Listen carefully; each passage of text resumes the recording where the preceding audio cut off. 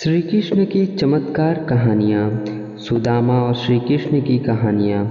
श्री कृष्ण और सुदामा आश्रम में शिक्षा ग्रहण करते थे और युवावस्था में थे।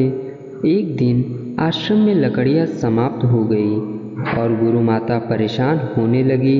गुरु माता ने श्री कृष्ण और सुदामा के साथ उनके अन्य साथियों को अपने पास बुलाया और आज्ञा दी कि बच्चों, आश्रम में लकड़ियाँ समाप्त हो गई है, आप लोग जंगल जाओ और लकड़ियाँ लाओ।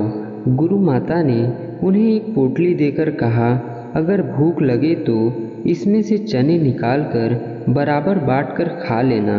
श्री कृष्ण और सुदामा पोटली लेकर आज्ञा मानकर लकड़ियाँ लेने के लिए जंगल में चले गए। सभी जंगल में पहुंचकर लकड़ियाँ इकट्ठा करने लगे। लगभग सभी ने लकड़ियाँ इकट्ठा कर ली थी, लेकिन शाम हो गई थी। साथ में ही मौसम बहुत खराब होने लगा था। मौसम इतना खराब हो गया कि बारिश होने लगी और तूफान भी बड़े जोर से आने लगा। तूफान और बारिश रुकने का नाम ही नहीं ले रही थी। तो कृष्ण और सुदामा ने सोचा कि हम एक पेड़ पर चढ़ जाते हैं, जिससे हम बारिश में भीगने से बच जाएंगे। दुर्भाग्यवश ऐसा नहीं हुआ।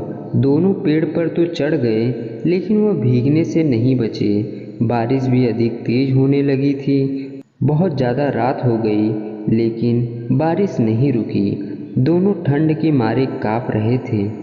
तभी सुदामा को याद आया कि गुरु माता ने हमें चना की पोटली दी थी। सुदामा ने मन ही मन सोचा कि श्री कृष्ण को याद नहीं है कि गुरु माता ने हमें चना की पोटली दी थी।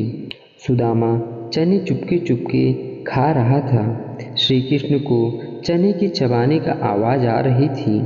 तभी श्री कृष्ण जी बोल पड़े, अरे सुदामा, गुरु माता ने हमें जो चने की पोटली दी है उसमें से मेरा हिस्सा लाओ।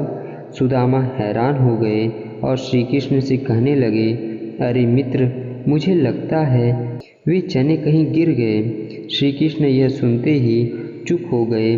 वह जानते थे कि सुदामा चने खा रहा है, लेकिन उन्होंने सुदामा को कुछ नहीं कहा। लेकिन समय बीतता चला गया और उन्हीं चनों की वजह से सुदामा बहुत ही दरिद्र यानी बहुत गरीब हो गए।